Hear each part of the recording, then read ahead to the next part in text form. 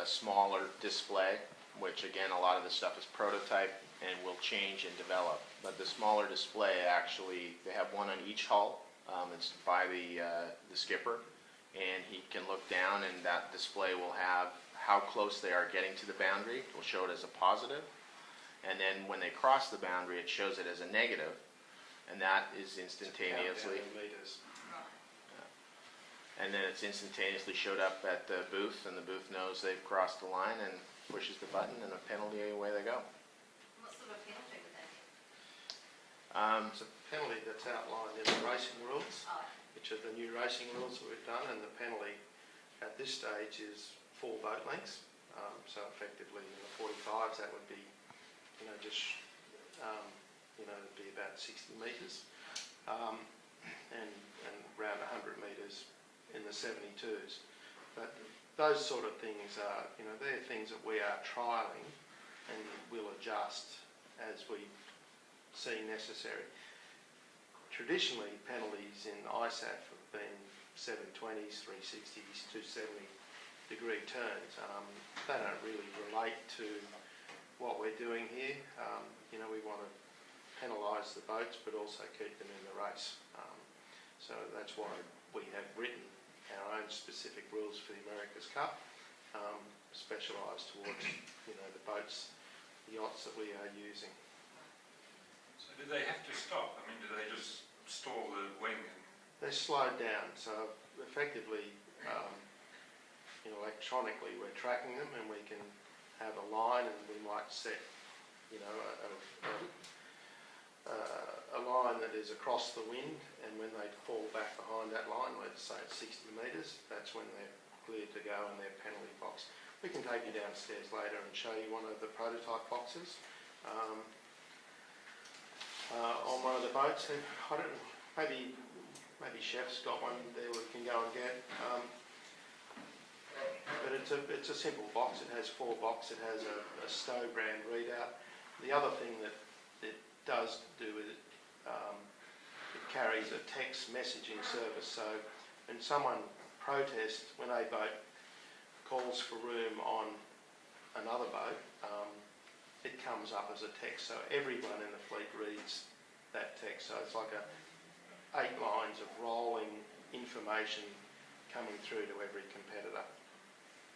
And this box lights up and flashes at you when it's done. Given time, this will develop into a proper chart plotting type thing, where you will see the course and the map of the land and the ocean and everything that's there, and it will have a display of the course and the marks and the course boundary as a dotted line.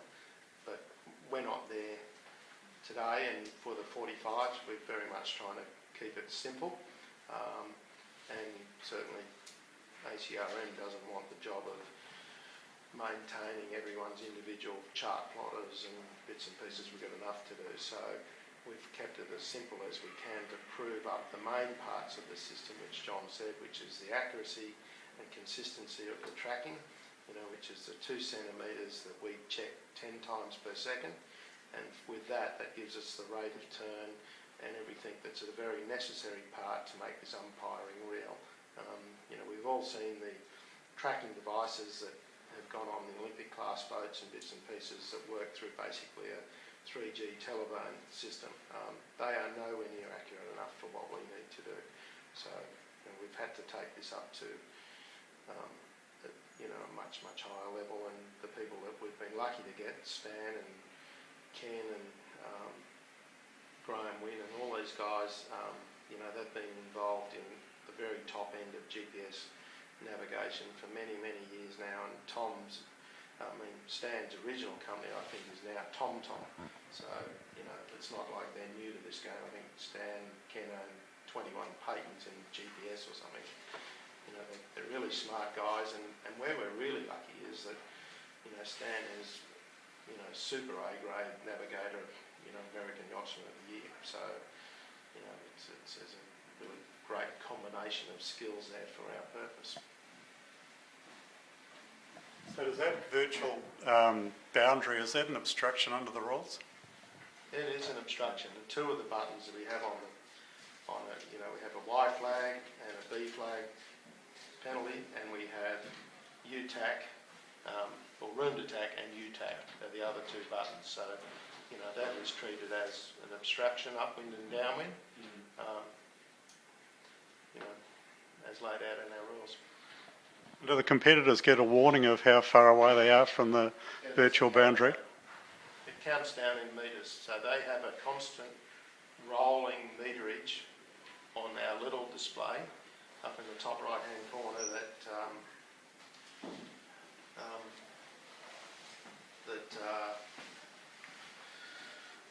that says how many metres they are from.